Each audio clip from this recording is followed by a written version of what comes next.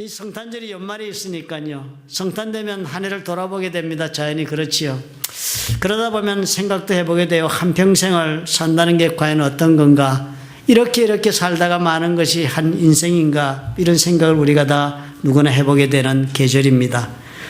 가만히 돌이켜보니까 누구나 다 그렇지 않아요. 태어나서 그리고 자라고 성장해서는 또 결혼도 하고 그렇게 가정을 이루고는 자식도 낳고 그러면서 우여곡절을 겪다가 우리는 아비가 되고 어미가 되어 그렇게 한평생 살 것 같지만은 그러는 중에 우리 부모님도 떠나보내고 그리고 결국은 우리 부모님처럼 우리도 떠나게 되고 우리 자식은 또 우리가 걸었던 인생길을 그런 모습으로 또 반복해 가는 것처럼 그렇게 보여지는 것이 인생인 것입니다. 위대한 사람이나 평범한 사람도 똑같은 이 주기를 거칩니다. 또 성공했다고 자부하는 사람도 또 그러하지 못하다고 비참해하는 사람들도 이 인생의 주기를 똑같이 살아갑니다. 그리고 또 축복을 받은 사람들도 아니면 덜 축복받은 사람들도 모두 다 동일한 그런 인생의 주기를 우리는 살다 갑니다. 그렇지만 모두가 다 그렇게 동일하게 가는 길이지만은 때때로 우리가 돌이켜보면서 그 길을 걸어야 할 필요가 있습니다. 왜냐하면 그래야만 우리가 걸어가는 이 인생 항로를 크게 벗어나지 않을 수가 있기 때문입니다. 누구나가 다 자신이 걸어온 길을 그렇다고 해서 돌이켜보며 살아가는 것은 결코 아닙니다. 그러나 어떤 길을 걸어왔는지, 그래서 또 내가 어떻게 살아왔는지, 그래서 지금 나는 어떤 결과를 안고 있는지 그런 생각을 해가면서 살아가는 사람은 앞으로의 삶에 있어서 남들과는 다른 인생을 경영할 수 있는 길을 가지고 있는 것입니다. 그냥 달리시기만 하시면 안 됩니다. 인생은 짧은 달리기 경주가 아니잖아요.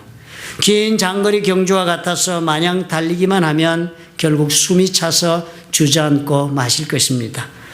달리는 때가 있으셨다면 멈추어 서는 때도 있으셔야 합니다. 그리고 또 천천히 만보하면서 그렇게 걸어가야 하는 때도 있어야만 제대로 인생을 살아갈 수가 있습니다. 때로는 앞일을 계획하고 준비하기 위해서도 아니면 또 제대로 내 인생을 걸어가기 위해서라도 우리는 반드시 멈추어 서야만 할 때도 있게 마련인 것입니다. 그렇게 멈추어 서서 걸어온 길 아니면 내가 달려온 길을 돌아봐야 할 필요가 반드시 있습니다. 그래야만 우리가 내가 왜 사는지 그 이유를 발견할 수가 있기 때문입니다. 그리고 또 그 이유를 우리가 발견하게 되면 오늘을 사는 내 삶의 에너지가 충만하게 됩니다. 그렇지 못하면 언제나 피곤한 인생, 언제나 쳇바퀴처럼 반복되는 삶의 무료함에 짓눌리고 의욕을 상실한 무기력한 인생을 살기가 십상인 것입니다. 삶의 의미 대단히 중요합니다. 내가 지금 왜 이렇게 살고 있는지에 대한 이유를 내가 알고 그래서 살고 있어야만 하루하루를 제대로 의미 있게 살 수가 있어집니다. 그래야만 의미 있어야만 행복할 수 있습니다. 돌이켜보면 여러분 무엇이 여러분의 눈에 보입니까? 눈을 떠서 보는 것만이 내가 보는 것이 아닌 것을 우리가 알지 않습니까? 돌이켜서 내가 산 인생을 보려면 오히려 우리는 눈을 감아야 해요. 그리고 가만히 눈을 감고 인생을 반추해 보면 내가 살아온 길이 보이기 시작할 것입니다. 이것이 내가 살아온 내 인생의 길이었구나. 그러면서 그 가운데 살아온 나의 모습도 보이기 시작합니다. 이제까지 몰랐던 나의 진면목, 나의 또 다른 모습을 점점 확실하게 발견할 수 있는 길이 되는 것입니다. 그래서 내가 알고 있는 나의 모습이 아닌 남들이 알고 있는 나를 발견하는 그런 계기가 되기도 합니다. 다른 말로 하면 주관적 입장에서만 살던 나, 주관적으로만 이해하던 내 자신을 이제는 객관적으로 바라볼 줄 아는 그런 시야가 열리게 되는 것입니다. 가만히 여러분 돌이켜보면 언제나 여러분 발견하지 않습니까? 나는 기억하기를 무한하게 모든 것, 내 인생에 일어난 모든 것을 다 기억하고 있는 것이 아니구나 하는 것을 알게 됩니다. 많은 일들이 있었지요. 그렇지만 그 많은 수많은 일들 그때는 그토록 중요한 것처럼 내 마음을 사로잡고 나를 그렇게 괴롭혔던 일들조차도 지금 돌이켜보면 내 기억 속에서 사라지고 없는 것처럼 보이지 않습니까? 그리고 오직 생각나는 것은 중년 때 아니면 또 중요한 사건만이 그렇게 생각나게 마련인 것입니다. 일생을 살아가면서 우리는 이것밖에 기억하지 않습니다. 내 삶에 일어났던 특정한 사건, 그 특정한 때, 그것만 우리는 기억하면서 인생을 삽니다.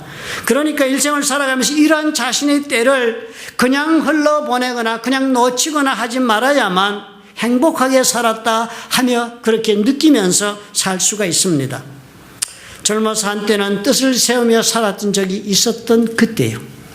또 사랑하는 사람을 만났던 그때, 그리고 또 함께 인생을 꿈꾸면서 결혼하였던 그때, 그렇게 하면서 시작한 인생의 예기치 않은 고생도 함께 하면서 자신의 가정을 세워나갔던 모든 순간순간의 때들, 그러면서 아이를 낳기도 하고 또 그러면서 함께 삶을 나누며 살았던 그 순간의 때들이, 이런 때가 각자의 삶에서 대단히 중요한 삶의 순간들이 되는 것입니다. 이런 자신의 인생에 주어진 이런 때들을 내가 어떻게 의미 있게 살았느냐 하는 것이 나의 기억 속에 추억으로 남습니다. 그래서 인생을 크게 한번 성공해 보겠다는 그곳에만 목표를 두고, 아니면 크게 한 번에 인생을 결론 내겠다 하면서 야심차게 인생을 살아온 사람들은 결국 나는 참 살아온 인생이 없다는 것을 나중에야 발견하게 됩니다. 왜냐하면 이 모든 인생의 때들은 그때는 작은 조각, 의미 없는 그런 단편인 것으로 우리에게 보여지기 때문입니다. 나는 지금 행복하지 못해. 내 살아온 것이 결코 행복한 일이 없었어. 그렇게 생각하는 사람은 다른 것이 아니라 의미 있게 살아온 그런 때가 내가 지금 부족해서 그렇게 생각하고 마는 것입니다. 여러분, 이제까지 그렇게 살아오셨더라면 올해 가까이는 올해를 한번 돌아보면서 새롭게 시작해 보시기를 권고드립니다. 올해 2017년 한 해요. 나는 어떤 때들을 만났던가, 그래서 그 어떤 때를 나는 만나서 어떻게 살았는가 한번 돌이켜 보시기를 부탁드립니다. 돌이켜보니까 아무 의미 있는 때가 없었구나. 정말 나는 그냥 아둥바둥하면서 돈이나 벌려고 애쓰면서 그렇게 살고 말았네. 그렇게만 하시면 결코 여러분 행복해질 수 없습니다. 한 해 동안 나는 수고하고야만 썼다. 이루고 싶은 목적지를 향해 그저 달려만 왔다 하는 생각이 들면 오늘 이 시간만이라도 잠시 멈추시는 것이 어떻겠습니까? 그렇게 꼭 허덕이면서 살아가야만 꼭 인생을 살 수 있는 것도 아니라는 것을 여러분 믿으시기 바랍니다. 믿음의 문제 때문에 그렇습니다. 예수님의 말씀을 기억하시기를 부탁을 드립니다. 마태복음 11장 28절에 주님께서 예수를 알지 못하는 모든 사람을 초청하시면서 이런 말씀하셨습니다. 수고하고 무거운 짐진 자들아, 다 내게로 오라. 내가 너희를 쉬게 하리라 그랬습니다. 얼마나 엄청난 말씀하십니까? 주님이 부르시는데요. 오라, 내가 너 인생을 해결해 주겠다. 내가 인생을 너의 문제에 응답하고 축복해 주겠다. 뭐 이런 놀란 말씀하시지 않고 다 내게로 오라. 내가 너희를 쉬게 하리라 그랬습니다. 엄청난 말씀을 주신 것 아닙니까? 주님이 그렇게 말씀하시면 쉬는 방법을, 쉼을 얻게 되는 법을 알려주십니다. 나는 마음이 온유하고 겸손하니 나의 멍에를 메고 내게 배우라. 그러면 너희 마음이 쉼을 얻는다 그랬습니다. 참 놀라운 말씀 아니에요? 우리는 돈 벌고 싶은 만큼 벌고 해결해야 할 문제 해결되고 좀 상황이 풀려지면 내가 쉼을 얻을 수 있을 것 같은데 주님 그런 말씀 안 하시네요. 오라는 거예요. 나에게 멍에를 메고 배우라. 그러면 어떻게 해요? 너희 마음에 쉼을 얻게 된다 그랬습니다. 전혀 다른 말씀하고 계시지 않아요? 모든 일상을 중단하고 오라는 거예요. 모든 일상의 중단, 그거 바로 안식이라는 단어의 의미입니다. 모든 일상을 중단하고 주님 앞에 나와서 멈추어 서는 순간이 필요하답니다. 네가 그렇게 내 앞에 와서 멈추어 설 수 있다면 그러면 주님 말씀하시기를 내가 너희를 쉬게 하겠다. 그러면 여러분 멈추어 서서 주님 앞에서 돌이켜 볼 수 있는 때가 대단히 중요하겠습니다. 인생을 쉬어가면서 살고 싶지 않으세요? 저도 너무 달려온 인생을 살아가지고 제일 애석한 건 한 가지는 쉼이 없이 사는 것이 애석합니다. 뭐 잘하고 못하고 다 떠났어요. 좀 인생을 여유 있게 좀 쉬어가면서 살 것을 왜 이렇게 달려왔나? 뭐 그러면서도 지난주일도 엄청나게 달리고 살았습니다. 결국 이것은 뭐예요? 내가 학습이 안 돼서 이렇구나. 그렇잖아요. 예수께서 뭐라고 그랬습니까? 나의 멍에를 메고 내게 배우라. 배우면 쉼을 얻는다는데 나는 어떻게 해요? 학습이 안 돼 있어요. 하나님 앞에서. 예수님 가르쳐 주시는 것 따라서 배움이 없다 내가. 공부를 안 해. 쉬는 법을 배우지 못해서. 그래서 인생을 그렇게 달리기만 하고 쉼이 없이 고단하고 허걱거리면서 사는 것. 이건 내가 예수님께 배우지 못한 결론이다. 발견이 되네요. 인생의 모든 때들은요, 언제나 하나님의 손에서 주어집니다. 하나님이 관여하지 않으시는 일은 없습니다. 저와 여러분의 삶의 모든 순간순간에 모든 사소한 일부터 중요한 모든 것까지는 다 하나님의 손에서 주어집니다. 하나님께서는 그러므로 내 인생의 삶 속에 때로는 일을 던져 넣기도 하시고 때로는 사람을 보내기도 하시면서 내 인생에 주님께서는 침입해 들어오시는 것입니다. 그게 내 인생이에요. 하나님께서 이렇게 나의 삶 속에 개입해 들어오도록 우리 하나님이 허락하신 그 일 혹은 또 그렇게 던져 넣으신 사람이 바로 나의 인생의 때를 만들어낼 수 있는 기회가 되는 것입니다. 그리고 그렇게 나의 삶 속에 개입해 던져놓으신 일이나 그 사람을 만나서 나는 어떻게 내 인생을 경영하였느냐 하는 것이 나의 살아가는 모습이 됩니다. 그렇지 않아요? 그리고 그렇게 살아온 내 모습, 그것이 결국은 반복되면서 오늘의 나를 만들어 놓는 것입니다. 그러면 사람들은 나를 보고 너는 이런 사람이다 라고 그렇게 나를 설명할 수 있게 되는 것입니다. 지난 한 해 여러분 돌아보시면 나름대로 각자에게 중요한 때가 반드시 있었을 것입니다. 일상적으로 그렇게 일이 계속되어 나가는 것처럼 직장에 다니고 애들 키우고 학교 보내고 설거지하고 밥하고 설거지하고 침대 갈고 그렇게 일상적으로 루틴하게 계속되어 나가는 중에 그 모든 작은 일 같은 일들의 연속 속에서도 그럼에도 불구하고 그 모든 일이 하나님의 손에서 우리에게 던져진 일이라면 우리는 그 일을 통해서 중요한 의미를 만들어 낼 수가 있는 일들이었을 것입니다.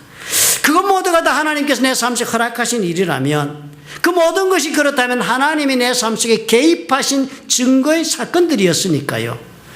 내가 하찮게 생각하고 흘려보낸 그 많은 사소한 일들이요. 뭐 이런 일들, 그저 뭐 이렇게 해치우고 저렇게 해치우고 지나간 그런 일들, 그것이 사실은 어쩌면 하나님께서 나의 삶에 특별한 의미를 만들 수 있도록 해주시려고 나의 삶 속에 개입해 넣으신 일들이었는지도 모를 것입니다. 내가 만났던 수많은 사람들 가운데 뭐 이런 사람, 이런 만남 별것이 아니라 생각하고 스쳐 지나버리고 말았던 그런 만남들 가운데서도요. 어쩌면 그 모든 것이 하나님의 손에서 주어진 것이라는 것을 우리가 안다면 그 사소한 만남이 어쩌면 저와 여러분의 인생에서 큰 의미가 있는 만남으로 발전할 수 있는 기회였는지도 모르는 것입니다. 성경에를 여러 번 읽어보시면 수많은 사람들이 살아간 모습의 이야기가 적혀 있잖아요. 가만히 여러분 읽어보시고 한번 생각해 보십시오. 그 이야기가 다 무슨 이야기입니까? 그 사람들의 살아온 인생 이야기입니다. 그렇지 않아요? 창세기부터 요한계시록까지 어떻게 살았는지, 그 사람들이 그 삶의 순간순간에 하나님이 어떤 사건을 넣어서 개입하셨고 어떤 사람을 보내서 만나게 하셨던가, 그리고 그들은 그런 사건과 사람을 만나서 어떻게 반응하면서 살아갔던 것을 적은 이야기가 성경의 사람 이야기입니다. 이런 하나님의 개입을, 이 이야기를 가만히 보면요, 그런 하나님께서 삶에 개입해 오신 사건이나 사람을 소홀히 여기면서 자신의 뜻을 따라서 그냥 꿋꿋이 걸어나간 사람들은 모두가 다 하나님의 축복의 대열에서 탈락했습니다. 그렇지 않아요? 사울, 다윗과 사울 얼마나 좋은 비교가 됩니까? 사울 하나님의 손에서 부름받고 왕으로 세움을 입어가지고 살았습니다. 그런데요, 사울은 하나님의 개입하심에 마음을 두고 반응하며 살아기보다는 자신의 뜻을 추구했습니다. 나쁜 뜻도 아니었습니다. 나라 잘 세워서 훌륭한 왕 되겠다는 개인적 야심이었습니다. 그렇지만 그 하나님의 개입을 사소하게 여기고 자신의 뜻을 추구했기 때문에 놀라운 축복의 대열에서 탈락하고 말았습니다. 반면에 사소한 하나님의 개입의 손길을 언제나 사소한 일이라 할지라도 중요하게 여기면서 받아들이고 그리고 반응하면서 그렇게 살아가고자 한 사람들은 어떻게 살았습니까? 예상을 뛰어넘는 엄청난 축복을 누리며 살았습니다. 그것이 성경의 인생 이야기입니다. 성경을 믿으시는 저와 여러분 아닙니까? 행복하게 살고 싶다. 그래서 그런 생각이 우리 가운데 조금이라도 있다면 그런 까닭에 이렇게 하나님께서 나의 삶에 개입해 주시는 이 때를 중요하게 여기고 내가 반응해야 되겠다라는 생각부터 해야 하겠습니다. 오늘 성탄의 주일이잖아요. 우리는 이 일을 한번 생각해 보십시다. 오늘 요셉의 이야기를 보면서요.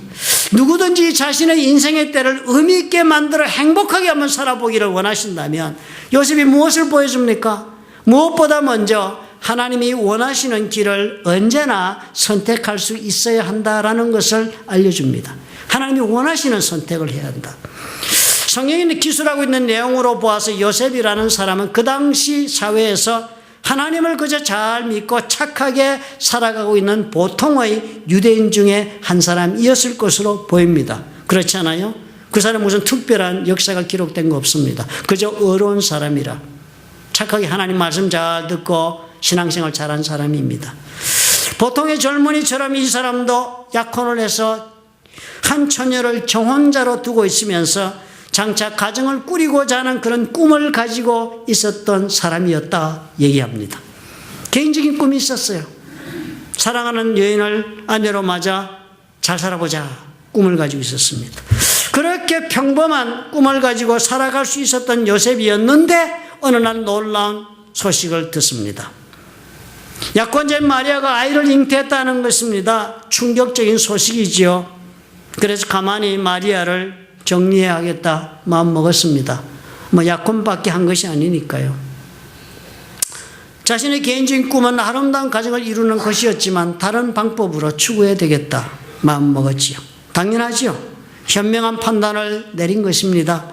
그런데 그날 밤 그런 요셉에게 하나님께서 꿈에 천사를 보내셨다 하는 이야기가 적혀 있습니다. 그리고 꿈속에서 이런 말씀을 했다고 합니다. 이 일을 생각할 때에 가만히 끊어야지. 그런 생각할 때에 주의 사자가 현몽하여 꿈에 나타나서 가로되 말씀하시기를 다윗의 자손 요셉아 네 아내 마리아 데려오기를 무서워 말라. 저에게 잉태된 자는 성령으로 된 것이라 아들을 낳으리니 이름을 예수라 하라. 그러는 거예요. 꿈에. 그리고 꿈을 깼습니다. 꿈에 하나님을 본 것도 아니고 천사를 봤습니다. 희한한 꿈을 꿨네요. 그죠? 희한한 꿈을 꿨습니다. 사실 우리야 이 이야기를 성탄절 때마다 설교로 들은 지가 벌써 수십 년들이 넘으셨으니까 그런 이야기도 하고 우리는 무심코 받는 이야기가 되겠지만 사실 본인의 입장에서 한번 생각해 보면 어떻습니까? 대단히 의아한 일 아닙니까? 이런 일이 다 있습니까? 꿈자리가 이렇게 뒤숭숭할 수가 있습니까? 자는데 꿈에 어떤 천사가 나타나가지고 처녀가 아이를 뵀는데 그걸 갖다가 데리고 와서 살으라고 놈 아들 놓는다고 내가 아마 그 꿈 꿨으면 개꿈이라고 그랬을 것입니다. 그 꿈 꿨다고 내가 어디 가서 남 모르는 남자의 애를 뵌 내 여자를 데리고 오겠습니까? 또라이지요. 만약 그러면 약혼자가 아이를 뵀다는 것 자체도 충격이잖아요. 꿈을 꾸었는데 그런 생생하게 생각이 나는데 하나님의 천사가 나타나서는 저에게 잉태된 자는 성령으로 된 것이고 그 아들이다. 그러니까 낳아라. 그러니까요. 전혀 이것은 그 당시의 상식으로 봐서도 있었던 일도 없었던 사건입니다. 어느 누구도 상상해 보지 않았던 사건 아닙니까? 유사 이래, 창세 이래 이런 일은 없었습니다. 창세 이런 일도 없었고 어느 누구도 이런 것 가지고 소설을 쓴 것도 없었습니다. 상상의 대상조차 되지 않았던 사건입니다. 그런데 요셉이요. 그 이야기를 어떻게 받았습니까? 선택의 여지가 분명히 거기 있지 않았습니까? 꿈속에 나타난 천사인데요. 직접 대면한 것도 아니고 직접 하나님의 음성을 생생히 들은 것도 아니고 눈으로 본 것도 아닌데요. 얼마든지 사실적 근거를 부인할 수 있는 사건입니다. 꿈인데요. 그리고 반드시 데리고 와야 할 도덕적 의무도 없고 사회적 책임도 없습니다. 무시할 수 있는 일이었습니다. 완전히 무시하고 자신의 꿈을 따라서 살아가면 되는 요셉이었습니다. 마리아 스스로 가도록 풀어주고 요셉 자신은 자신이 가고 싶은 길을 간다 해도 누구 하나 탓할 사건이 아닙니다. 하나님조차도. 그런데 요셉은 어떻게 해요? 이 사소한 일, 이 꿈으로 그냥 지나쳐 버릴 수 있는 이 조그만 사건을 요셉은 의미 있게 받아들이기로 결정을 했습니다. 꿈속에서 보고 들은 그 천사의 말을 하나님의 계신 것으로 받아들입니다. 그리고 주의 사자의 분부대로 행하여 그 아내를 데려왔습니다. 그리고 이런 요셉의 선택이 그 다음 어떤 결론을 냈습니까? 본인은 상상하지 못했던 놀라운 하나님의 역사를 경험하며 사는 그런 인생의 때를 누리지 않았습니까? 여러분, 그럼 우리 기억하십시오, 여러분. 우리가 살아가면서 여러분, 우리가 가장 중요하게 생각하는 원칙이 있지 않아요? 살아가면서 합리적인 선택을 해야 한다. 그렇지요. 사업하면서 합리적으로 사업하셔야지요. 그렇지 않으면 사업이 되겠습니까? 지성적인 선택을 해야죠. 그래야 사람다운 삶을 살지요. 도덕적인 선택이 중요하죠. 그래야 그 사람이 사회적으로도 인정받고 한 무리가 되어 살 수 있지요. 그러나 그 모든 것이 우리의 삶을 의미 있게 만드는 데는 중요한 것이 아니라 하는 거예요. 우리 그것보다는 무엇이 중요하다 하십니까? 하나님이 과연 이 모든 일을 대하여서 어떻게 네가 행하기를 원하는가를 파악하고 그 길을 따라가야 한다는 것입니다. 그게 더 중요하다는 거예요. 이거 기억해야 인생을 행복하게 사십니다. 왜 똑똑한 사람인데 인생이 불행하게 살았지요? 왜 그렇게 사회적으로 정말 책임감도 강하고 열성적으로 자신의 인생을 살아왔는데도 행복하지 못하지요? 왜? 겉으로 아는 것도 많고 똑똑한데 배운 것도 많고 그런데 왜 인생을 이렇게밖에 못 살지요? 이유가 무엇이겠습니까? 하나님이 무엇을 원하시는가를 따라서 선택하지 않았기 때문입니다. 행복이 없는 거예요. 이것을 여러분 꼭 기억하십시다. 내 인생에 의미 있는 때 나를 행복하게 만들어 줄 수 있는 그 모든 삶의 기억은 하나님의 뜻을 따른 선택을 했을 때 만들어진다 하는 것입니다. 아브라함 기억하시죠? 갈대아 우르에서 사업 잘하고 있었습니다. 가정도 좋았고요. 탄탄한 중소기업을 경영하고 있었습니다. 그 완전히 명성지였습니다. 신전이 있는 곳이니까 갈대아 우르에서. 거기서 자신이 신전의 그 기념품을 은으로 만들어서 팔았으니까요. 대단한 사업을 하고 있었습니다. 아마 그 자리값만 해도 돈 100만 불은 받고 팔 수 있었던 자리였는지 누가 알겠습니까? 집도 있었고 하나님이 느닷없이 나타나서 계시를 주시는 거예요. 내가 내게 지시할 땅으로 가라. 내 친척 아비 집을 떠나 내가 내게 지시할 땅으로 가라. 그 말씀을 듣고 선택의 기로에 섰습니다. 아브라함 어떻게 했습니까? 합리적인 선택하지 않았습니다. 합리적이라면 거기 머물러야 지금 돈이 잘 벌리는데요. 지금 아이들도 잘 크고 있는데 자식들 형제들 다 어울려서 사촌끼리 잘 살고 있었잖아요. 룻도 같이 살고. 지성적으로 선택하면 더더군다나 또라이죠. 가나안 땅이 어딘데 거기는 사람 사는 데도 아닌데 결국은 그 선택해서 가서 하란에 머물렀습니다. 가나안이 워낙 척박해가지고 그런 선택이었습니다. 떠나는 사람이 도덕적인 선택이 아니지요. 가족들 다 버려두고 자기 식솔들만 데리고 간다는 거. 그 당시는 다 공동체였는데요. 그렇지만 그 선택을 하나님의 말씀이라 받아들이고 갔으니까 전혀 다른 놀라운 삶이 된 것입니다. 여러분이 기억하시기를 부탁을 드립니다. 한 해는 여러분 어떻게 사셨다고요? 합리적으로 사셨습니까? 지성적으로, 도덕적으로 애쓰며 달려오셨습니까? 수고하셨어요. 그러나 그것만으로 행복해질 수 없습니다. 모든 사소한 일을 결정할 때마다 하나님이 무엇을 원하시는가 꼭 생각하시고 결정해 나가시기를 부탁을 드립니다. 두 번째로 여러분, 각자에게는 자신만의 얘기할 인생 스토리가 있으셔야 합니다. 자신의 인생 이야기가 있으셔야 해요. 요셉의 꿈에 나타난 하나님의 이야기는 뭐였습니까? 마리아가 성령으로 잉태되었다는 이야기요. 그렇죠? 요셉이 애뱉다는 얘기 아니고요. 요셉의 약혼녀가 애뱉다는 이야기를 요셉이 들었습니다. 그리고 그런 마리아가 어떻게 예수를 출생하는 자리까지 가게 되었는지, 그리고 그 후 아기 예수는 어떻게 헤롯의 손에서 목숨을 보존하게 됐는지, 그리고 애굽으로 피신하고 그리고 또 아킬레오가 죽고 나서 하나님이 어떻게 해서 갈릴리 나사렛으로 이 사람들을 옮겨가게 했든지 대한 모든 이야기는 요셉의 경험에 근거한 이야기였습니다. 그렇잖아요. 요셉이 보고 느끼고 경험한 그 이야기, 요셉의 개인적인 삶의 이야기였습니다. 어느 누구도 이 요셉의 이야기를 알지 못했습니다. 어느 누구도 바로 옆에 있었던 가족들도 아마 요셉의 꿈 이야기 하지 않았으면 몰랐을 것입니다. 모든 것이 다 이 이야기는 성경에 기록된 예수 그리스도의 탄생과 마리아의 이야기는 요셉의 개인적 경험에 의한 이야기입니다. 그리고 그런 요셉의 개인적 체험담을 마태는 받아 적었습니다. 마태복음에. 그리고 우리는 그 요셉의 간증을 오늘 읽는 것입니다. 이 요셉의 간증 위에 그랬어요. 이 요셉의 인생 스토리 위에 우리의 기독교의 교리가 서 있습니다.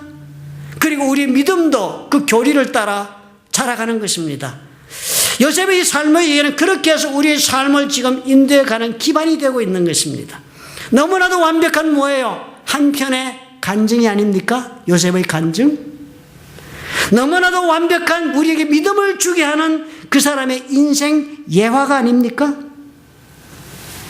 가만히 성경을 상고해 보십시오. 모든 이야기가 다 인생 이야기입니다.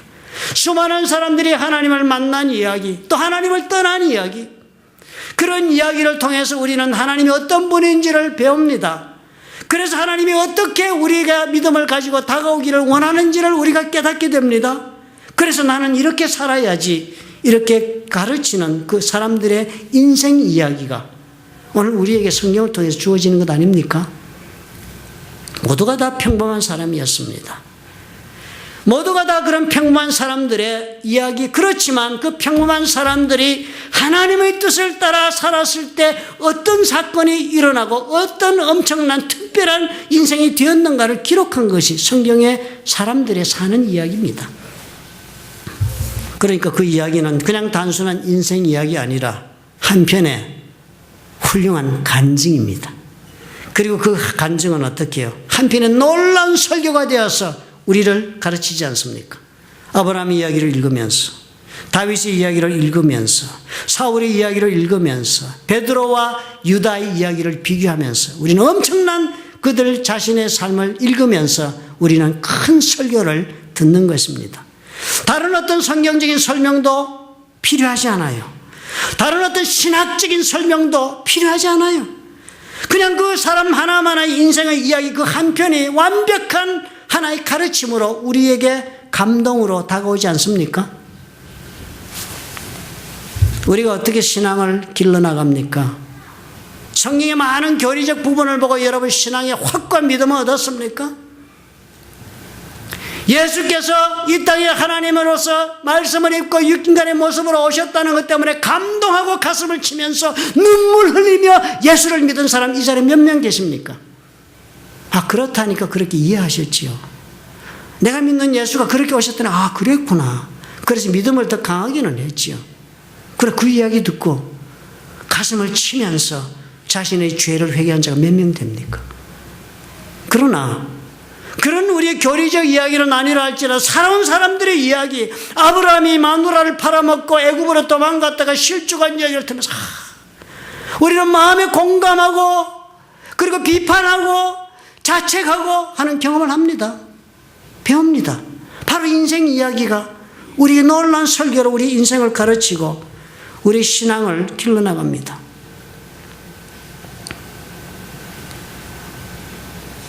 가장 효과적이고 하나님께서 가장 능력 있게 쓰시는 설교는 뭐예요? 많은 사람들의 인생 이야기입니다.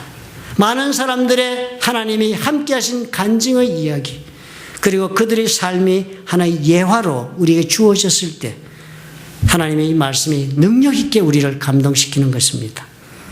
크리스마스 스토리도 바로 이런 요셉의 인생 예화로 시작되고 우리에게 믿음으로 다가와 있지 않습니까? 그래서 우리가 예수님 천에서 탄생을 믿고 죄산 받는 이유를 알지 않습니까? 우리가 이것을 보면서 한 가지를 배워야지요.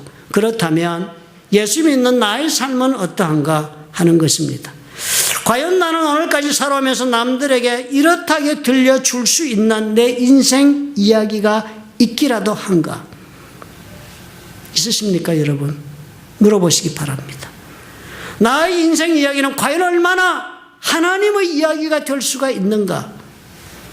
생각해 보시기 바랍니다. 그래서 내가 내 인생 이야기를 남에게 할 때 내 이야기는 얼마나 그들의 영혼에 호소력 있게 다가갈 수가 있는가 생각해 보시기 바랍니다. 내가 예수 믿고 살았다면요, 나도 아브라함 같고 다윗 같고 사울 같고 베드로 같고 유다 같은 그런 성적을 지닌 사람인데, 내가 그래서 예수 믿어 하나님의 자녀가 되었다는데, 그런 사람이라면 내 인생 이야기도 이 성경에 적혀있는 많은 사람들의 그 이야기처럼, 또 오늘 읽은 이 요셉의 이야기처럼 다른 사람들의 믿음을 위한 예화가 될 수 있는가 생각해 봐야죠. 그냥 살다 가면 됩니까? 그냥 이 세상에 와가지고 막 먹어, 마구잡이로 먹어 제끼고, 너무 먹어서 탈이 나고 벌대로 막 벌어서 가고 싶은데 온 데를 미친 듯이 돌아다니고, 은퇴하고는 그저 여행 다니는 것만이 삶의 유일한 목표가 되어 있고, 끝없이 다니고 끝없이 먹고 끝없이 놀고 끝없이 건강을 위하여 애쓰고, 그러다가 그렇게 살다 가면 되는 겁니까? 그러면 행복할 수 있을까요? 행복할 수 있다면 그렇게 사십시오. 결코 행복하지 못합니다. 평생을 살았는데도 남에게 들려줄 내 인생 이야기 한 토막이 없다면 생각해 보아야 하는 인생입니다. 수많은 일을 겪었는데도, 그렇게 인생을 파란만장하게 살았는데도 남에게 들려줄 하나님의 이야기가 없다. 무의미한 인생이 됩니다. 인생을 살아가면서 우리는요, 오늘도 수많은 크고 작은 일들이 나에게 주어집니다. 조그마한 일들, 그렇죠? 오늘 교회 와서 여러분 조그마한 일들이 여러분 앞에 주어졌습니다. 그리고 여러분이 별로 귀하게 생각하지 않는 무의미한 사람들을 또 만나게 되시는지도 모르겠습니다. 그러나 그것은 다 무엇이랄까요? 하나님이 내 인생에 개입하셔서 던져넣으시는 사건들입니다. 그것에 대한 나의 태도가 모든 것을 결정할 것입니다. 이 사소한 기회, 이 사소한 만남을 나는 과연 어떻게 하나님의 뜻을 따라 경영할 것인가? 그것이 내 인생 이야기가 되고 내 삶의 행복과 그리고 또 불행을 결정해 줄 것입니다. 그저 우리가 만나서 하는 얘기가 남자들 모이면 군대 이야기, 또 여러 사람들 모이면 맛있는 음식 이야기, 여자들 모이면 화장품과 옷 세일 이야기, 이런 것이 인생의 이야기 정도가 되어서는 의미 없습니다. 좋은 한 편의 예화가 되는 인생을 사십시오. 어떠한 설교보다도 더 효과적입니다.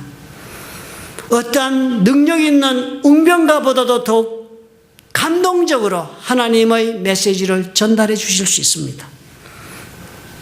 그러므로 우리는 이 계절에요, 노력합시다. 저와 여러분의 인생 이야기가 한 편의 예화가 되도록 우리 오늘 그렇게 마음먹고 오늘을 한번 만들어 보십시다. 행복한 인생을 그렇게 되면 이야기하며 나누며 살 수가 있게 된다고 성경이 가르쳐주지 않습니까? 그러므로 오늘부터 여러분 꼭 그런 심정으로 순간순간을 계획하고 사시기 바랍니다. 한 편의 이야기를 써보자, 이런 심정으로 살아가시기 바랍니다. 요즘 얼마나 스마트폰 좋아요. 거기 노트, 메모 열으시면 거기 얼마든지 적으실 수 있습니다. 오늘 살은 이야기, 오늘 만난 사람과 내가 나눈 나의 생각과 그리고 또 다루었던 일들, 내가 어떻게 일을 했는지 이야기 적어가시면서, 오늘 저는 귀한 선물을 하나 받았어요. 아주 귀중한 노트북을 받았습니다. 노트.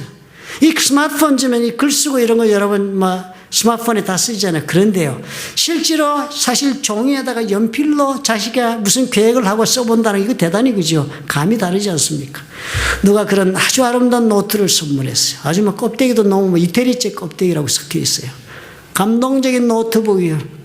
보통 이런 노트북 받으면 몇 페이지 채우지 않고 한 해를 다 살고 말았던 것이 제 경험인데요. 오늘은 결심했습니다. 적자. 오늘 설교 말씀대로 사소한 일, 사소한 만남을 이 노트에 한번 적어보자. 매일매일. 그래서 내 인생을 돌아보면서 살자. 결심했습니다.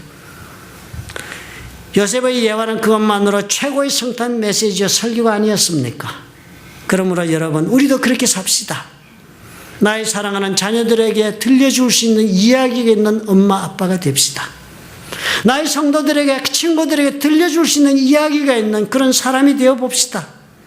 이 크리스마스는요, 내 인생에 그렇게 개업해 들어오신 하나님에 대한 나의 반응이 없다면 아무런 의미도 없는 계절이 되고 맙니다. 오늘 또 다른 한 번의 성탄을 우리가 맞습니다. 우리 모두 이 생각이 충만했으면 좋겠습니다. 내 인생을 이야기로 만들자는 생각으로 마음에 감동이 있었으면 좋겠습니다. 이제 남에게 들려줄 수 있는 이야기를 준비하는 사람이 되어야겠다라는 결심이 있었으면 좋겠습니다. 하나님이 어떻게 나에게 개입하셨는가, 내가 어떻게 반응했느냐가 오늘 나의 삶의 과정이 되고 목표가 되고 결론이 되었으면 좋겠습니다. 아무리 작아 보이는 무의미한 일이라 할지라도 귀하게 다루고, 아무리 의미 없는 만남인 것 같은 사소한 만남이라 할지라도 귀한 만남으로 우리가 다루어 나가고 발전시켜 나가고 마음을 주면서 한번 살아보십시다. 하나님이 도우시지 않으실까요? 반드시 나의 인생에 놀라운 이야기, 간증이 있는 이야기, 남들이 들으면 감동이 있는 예와 같은 인생을 살 수 있도록 주께서 도와주실 것입니다. 믿으시면 아멘 하시기 바랍니다. 메리 크리스마스, 좋은 성탄, 즐거운 성탄 되시기를 바랍니다. 기도하겠습니다. 살아계시고 역사